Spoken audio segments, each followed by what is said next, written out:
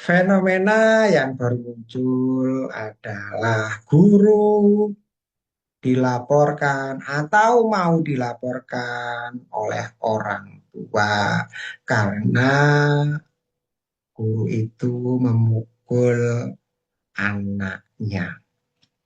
Fenomena ini banyak sekali di Indonesia dan muncul terus sampai kapan? Saya sampai empati guru itu tetap ada. Karena apa?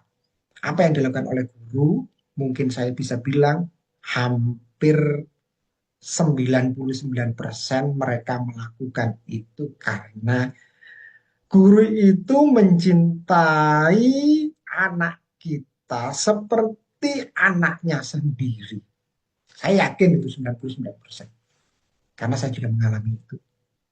Memang pada saat saya sekolah dulu, aturan itu tidak ada. Sehingga apa? Kita benar-benar dididik oleh guru itu dengan tidak hanya dengan ilmu loh ya, tapi dengan cinta dan adab yang baik. Tapi saat ini undang-undang sudah ada, undang-undang tentang perlindungan anak, undang-undang tentang perlindungan kekerasan, peraturan Kemendikbud tentang pencegahan dan penanganan kekerasan di lingkungan satuan pendidikan. Lah, ini menjadi hal yang sangat-sangat prihatin. Ternyata aturan yang tujuannya itu melindungi menjadi bahan, menjadi sebuah senjata untuk memarjinalkan atau untuk menekan cinta guru kepada muridnya. Sehingga apa saat ini fenomena? Guru ngajar hanya formalitas. Apalagi jika guru-guru itu misalnya, maaf tanda kutip, guru itu adalah PNS atau ASN. Banyak guru-guru kita ASN itu sekarang sudah ngajar, sudah tidak pakai hati lagi. Karena apa? Mereka berpandangan. Saya sudah dapat gaji, saya sudah dapat tunjangan. Ngapain toh susah-susah mendidik anak orang dengan sampai memukul? Ya wes saya sampaikan materi selesai. Dan ini akibatnya apa? Anak kita hanya belajar dapat ilmu, tapi tidak dapat adab. Dapat ilmunya itu juga tanda kutip, gitu loh. Apa ilmu apa itu, gitu loh. Saat ini semuanya bisa diperoleh dengan AI. Anak sekarang, ya zaman saya dulu ya kan suruh menghafalkan. Misalnya kalau kita matematika nggak hafal matematika perkalian, ya kita dipukul.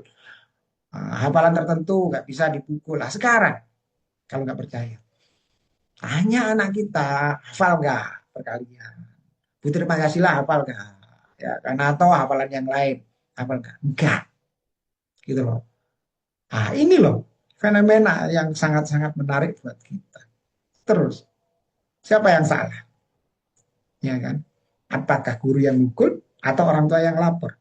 Ya kita sama-sama gitu loh, sama-sama harus menyadari gitu loh. Kita sebagai orang tua, saya juga seorang tua ya. Dalam arti anak saya sudah SMA kelas 2 dan SD ya kan yang gimana. Ketika anak saya cowok nakal, dalam hal ini suruh potong rambut aja, rambutnya itu gimbal, wah sampai tinggi ya kan. Saya bilang, ah mas, kamu potongan. Atau ibunya bilang, kamu potongan, rambutmu kayak tarangan pitik ya. Tarangan pitik itu kayak gitu kan ya.